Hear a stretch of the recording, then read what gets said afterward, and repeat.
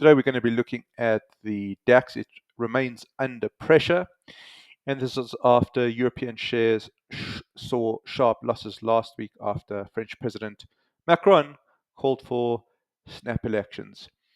Today is the 19th of June. My name is Russell Shaw. I'm a senior market specialist at FXCM. Just going to go ahead and bring up our disclaimer. I'll leave this on screen for a few moments. Okay, here's our market commentaries disclaimer. Okay, and here is the daily chart of the DAX, and you can see that it has pushed all the way into what we call zone 3. That's between the lower blue and the lower red. In particular, take a look at the take a look at the RSI. It remains under 50, so there is some downwards momentum there, and that's keeping the index under pressure. And you can see that the damage was really done last week, and as I say, European stocks in general came under pressure because of the French snap elections, and particularly because the latest polls suggest Marine Le Pen's far-right National Party is leading in the first round of the parliamentary elections.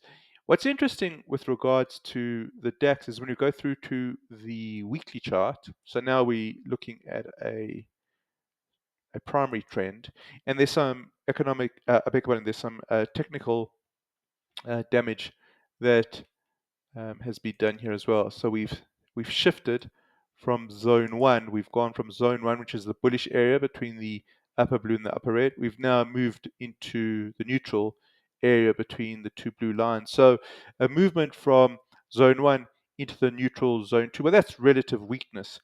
And what we want to do here is, again, keep an eye on the RSI. If that RSI slips below 50 and holds, then we'll probably see the DAX slip into zone 3, which is the bearish area. So we'll just keep an eye on that on the weekly.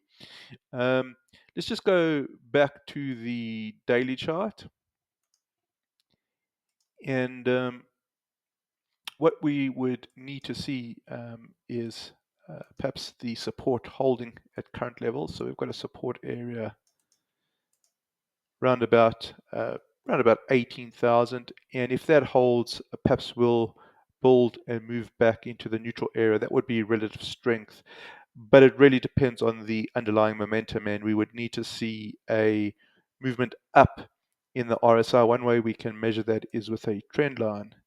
So if we just draw in a trend line, let's make this a different color. We'll make the arrow lime green. Okay, so if the RSI breaks above the lime green, that would be signal 1, and then it needs to get above the 50 area, that would be signal 2, and that would suggest that the support's holding and money flowing back into the bourse. We'll keep an eye on that. Thank you very much. Hope you found this useful, and look forward to presenting in our next video.